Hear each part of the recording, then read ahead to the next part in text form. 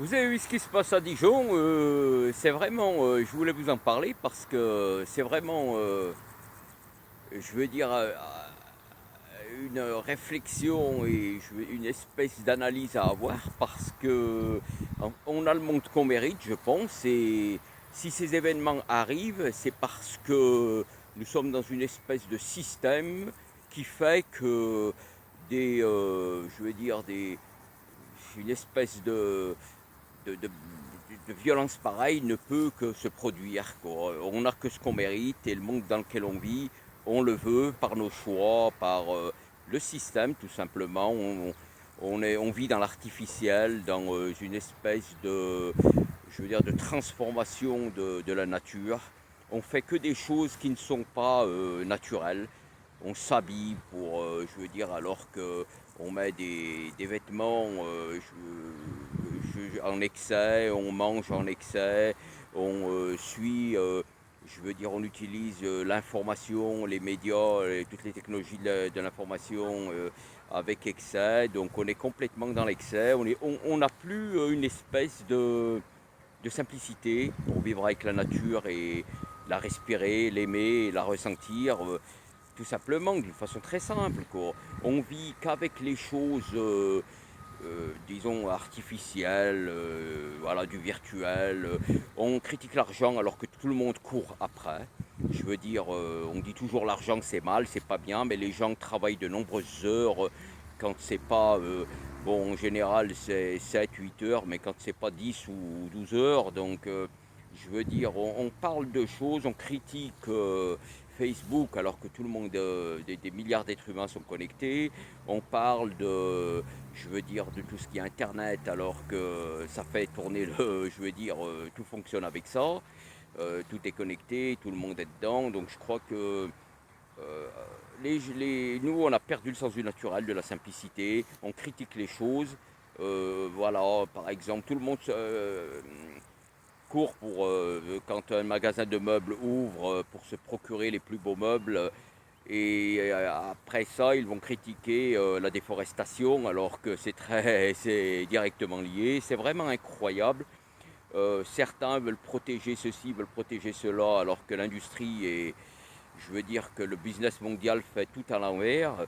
Donc on est complètement dans un monde artificiel, dénaturé, et je crois qu'il faut en prendre conscience parce que c'est important. On perd ce sens du réel, du naturel, quoi. Avec en fait, on mène une vie artificielle et je crois que à force, il va y avoir une espèce de chaos qui va être suivi d'un effondrement.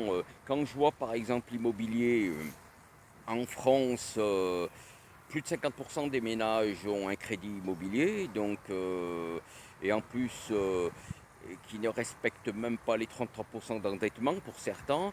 Et avec la crise du coronavirus, la crise sanitaire, il va y avoir des faillites, des millions de chômeurs en plus, quoi, certainement. Et ça, c'est vraiment, il va y avoir des problèmes, bon, de faillite d'entreprise, donc des chômeurs. Et il faut bien comprendre une chose, que beaucoup de ménages se sont endettés avec l'immobilier. C'est-à-dire, ils ont fait, bon, ils ont emprunté avec, bon, des taux, bon, qui étaient pas très élevés, mais les taux peuvent varier.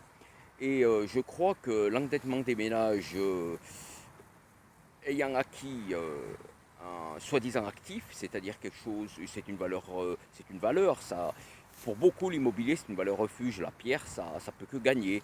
Mais il ne faut pas oublier qu'en 1990 et entre 1997, 90-97, l'immobilier à Paris a chuté de 40%. Donc il faut s'attendre à tout. Et avec la crise du coronavirus, quoi, il va y avoir des répercussions, des conséquences sur l'économie. Et il y a beaucoup de ménages qui pourront plus rembourser leur crédit parce qu'ils vont perdre leur emploi, donc est-ce que l'immobilier va s'effondrer, quoi? Est-ce qu'on va tomber à une grave crise immobilière et les banques qui ont prêté avec des apports, parfois sans apport, avec des apports très faibles, avec un taux bon, plus ou moins élevé, avec une maturité, c'est-à-dire pour les remboursements, en allongeant les années de remboursement. Je crois que les conséquences vont se faire sentir à venir avec la crise économique. Il va y avoir des ménages qui vont avoir des problèmes pour rembourser leur crédit en perdant leur emploi et toutes les conséquences économiques et financières.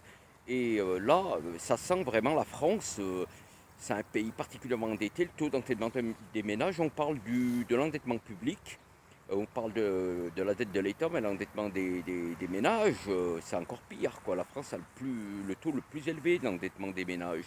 Et je crois que ce qui s'est passé en 2008 avec les surprêts aux États-Unis, ça va se passer en France, avec l'immobilier avec toutes les conséquences de l'économie qui vont se reporter sur l'immobilier parce que c'est directement lié.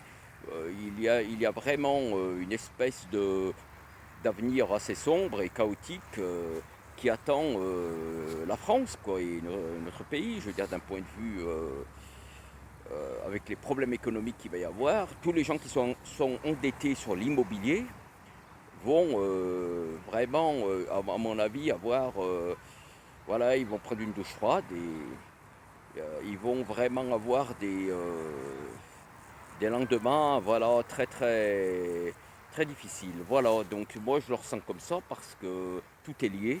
L'économie, c'est voilà le monde du travail. On ne produit du travail, on ne produit de la richesse que par le travail, alors que c'est la masse monétaire qui produit la monnaie et qui la dévalue, alors que normalement c'est par le travail qu'on produit de la richesse. Et donc il y a vraiment des choses économiquement qui sont plutôt inquiétantes et qui annoncent des lendemains extrêmement obscurs, quoi, et très difficiles.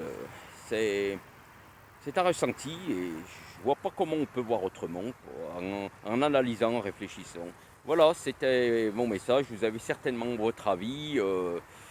Bon, donnez-le, et puis voilà. Et si vous avez une impression que c'est intéressant et que ça permet d'avoir un sens critique, vous pouvez liker et vous abonner. Voilà, je vous dis à bientôt. À bientôt.